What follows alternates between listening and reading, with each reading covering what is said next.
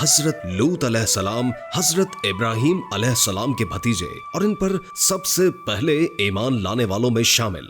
लेकिन फिर हजरत लूत अलैहिस्सलाम की कौम कब और कैसे लड़कों से बदफेली की तरफ रागिब हुई, वो बात शायद आपको मालूम नहीं। तो चलिए शुरू करते हैं आज की वीडियो। हजरत लूत अलैहिस्सलाम के वालिद का नाम हारून था, जो आजर के बेटे और हजरत इब्राहीम अलैहिस्सलाम के सगे भाई थे। यानी हजरत लूत अलैहिस्सलाम हजरत इब्राहीम अलैहिस्सलाम के भतीजे थे। आप अलैहिस्सलाम हजरत इब्राहीम अलैहिस्सलाम पर सबसे पहले ईमान लाने वालों में शामिल हैं। नीज आप अलैहिस्सलाम हजरत इब्राहीम अलैहिस्सलाम के ही जमाने में अहले सुदूम की रहनुमाई के लिए नबुवत के मनसब पर फाइज हुए। वालिद हारून के इंतकाल के बाद हजरत लूत अलैहिस्सलाम अपने चचा हजरत इब्राहीम अलैहिस्सलाम के साथ बाबिल में मुकीम हुए और फिर एक अरसे के बाद एक सदूमी नामी शहर में आबाद हो गए। जब कोई कौम अल्लाह की दी हुई नेमतों का शुक्र अदा करने के बजाय गुरूर व तकब्बुर और बद आदात में मुब्तला हो जाए तो ऐसे लोगों के दिलो दिमाग पर शैतान काबिज हो जाता है और फिर ये इबलीस के नक्शे कदम पर चलने लगते हैं। एक दिन बस्ती के लोग बाहर से आने वालों को रोकने के तरीक़ाकार पर गौर कर रहे थे कि इबलीस एक बुजुर्ग की शक्ल में उनकी महफिल में आया और कहा कि अगर तुम इनसे पीछा छुड़ाना चाहते हो तो मेरे कहने पर अमल करो। अजनबी बुजुर्ग की ये बात सबने निहायत तवज्जो से सुनी और तरीक़ाकार बताने पर इसरार किया। इबलीस ने कहा कि कल बताऊंगा। दूसरे दिन एक खूबसूरत नौम्र लड़के के भेस में आया और उन्हें अपनी औरतों के बजाय मर्दों के साथ फेले बद करना सिखाया। उन्होंने शैतान की इमा पर एक ऐसा गुनाह इजाद किया जिसका औलादे आदम अलैहिस्सलाम में इससे पहले किसी को ख्याल नहीं आया था।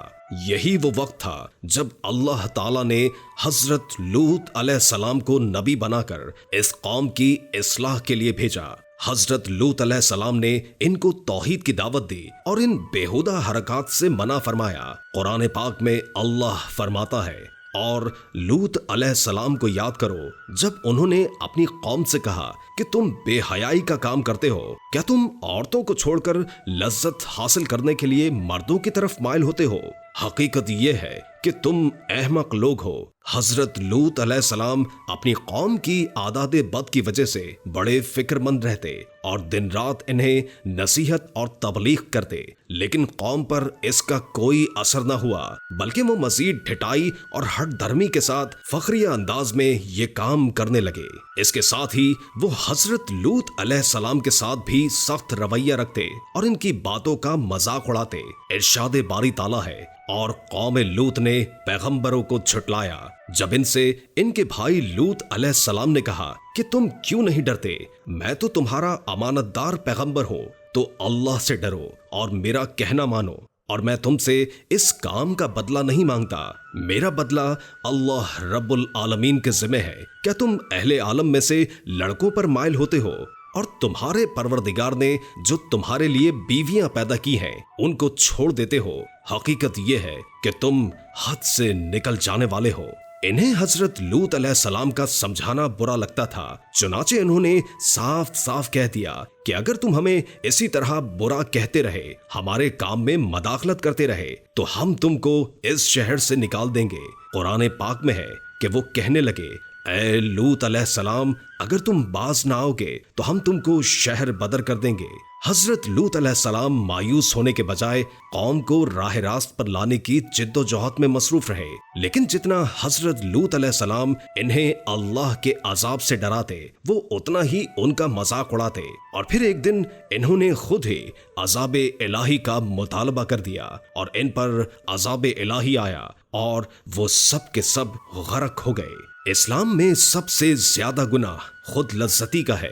खुद लज्जती के बारे में रसूलुल्लाह सल्लल्लाहु अलैहि वसल्लम ने फरमाया, एक बार सुन ले, इसके बाद सोचना और कमेंट में बताना। मनकूल है कि हजरत इब्ने जुरैज फरमाते हैं कि मैंने हजरत अत्तार रहमुल्लाह से इसके इस्तमनाए बालिद के मुतालिक पूछा तो उन्होंने फरमाया मकरूह है।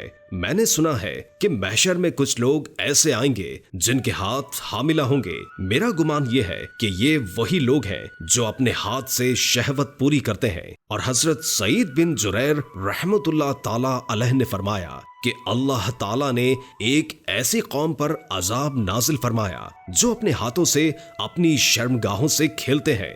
ایک حدیث میں ہے کہ رسول اللہ صلی اللہ علیہ وآلہ وسلم نے فرمایا ملعون من نکاح یدا، یعنی جو اپنے ہاتھ سے نکاح کرے وہ ملعون ہے.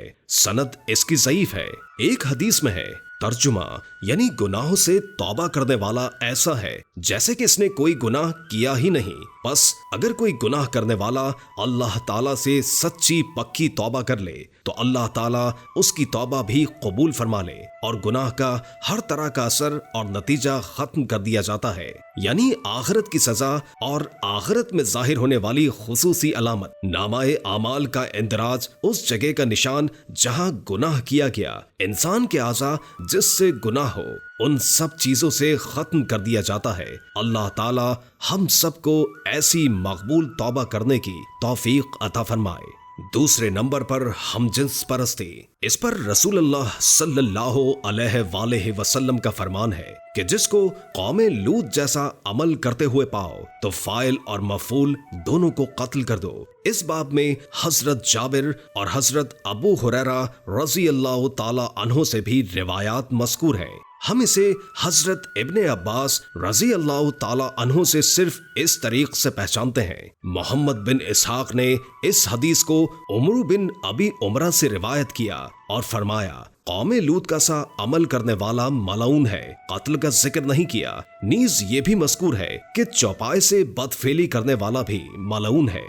بالواسطہ عاصم بن عمر، سہیل بن ابی صالح اور ابو صالح حضرت ابو ہریرہ رضی اللہ تعالی عنہ سے بھی یہ روایت مروی ہے کہ حضور نبی اکرم صلی اللہ علیہ وآلہ وسلم نے فرمایا فاعل اور مفعول دونوں کو قتل کر دو. اس حدیث کی اسناد میں کلام ہے. ہم نہیں جانتے کہ اسے عاصم کے سوا کسی اور نے سہیل بن ابی صالح سے روایت کیا ہو. عاصم بن عمر حفظ کے اعتبار سے حدیث میں ضعف ہے. لوطی کی سزا میں علماء کا اختلاف ہے. بعض کے نزدیک شادی شدہ ہو یا کوارا اس پر رجم ہے. یہ امام مالک، شافعی، احمد اور اسحاق رحم اللہ کا قول ہے. بعض فقہاء و تابعین جن میں حضرت حسن بصری، ابراہیم نخعی اور عطا بن ابی رباح رحم اللہ تعالی علیہ شامل ہیں، فرماتے ہیں لواطت کرنے والے کی حد وہی ہے جو زانی کی ہے. سفیان ثوری اور اہل کوفہ رحم اللہ تعالی علیہ کا بھی یہی قول ہے. اور تیسرے نمبر پر جب کوئی شادی شدہ غیر شادی شدہ سے جسمانی تعلق قائم کرتا ہے، اور آخر پر آتا ہے جب وہ غیر شادی شدہ انسان ایک دوسرے سے بغیر نکاح کے جنسی تعلق قائم کرتے ہیں. صحیح بخاری میں حضرت سمرہ بن جندب رضی اللہ تعالی عنہ سے مروی ایک طویل حدیث ہے. حضور اقدس صلی اللہ تعالی علیہ وآلہ وسلم نے ارشاد فرمایا میں نے رات کے وقت دیکھا کہ دو شخص میرے پاس آئے اور مجھے مقدس سرزمین لے گئے. اس حدیث میں چند مشاہدات بیان فرمائے. ان میں سے ایک بات یہ بھی ہے کہ ہم ایک سوراخ کے پاس پہنچے جو کہ تندور کی طرح اوپر سے تنگ ہے اور نیچے سے کشادہ. اس میں آگ جل رہی ہے اور اس آگ میں کچھ مرد اور عورتیں برہنہ ہیں. جب آگ کا شعلہ بلند ہوتا ہے تو وہ لوگ اوپر آ جاتے ہیں اور جب شعلے کم ہو جاتے ہیں تو شعلے کے ساتھ وہ بھی اندر چلے جاتے ہیں. یہ کون لوگ تھے؟ ان کے متعلق بیان فرمایا یہ زانی مرد اور عورتیں ہیں اور جو سب سے کم درجے کا گناہ ہے. اس بارے میں بھی علماء کرام فرماتے ہیں کہ خداوند کریم 40 روز تک اس شخص کی جانب نظر رحمت نہیں فرماتے.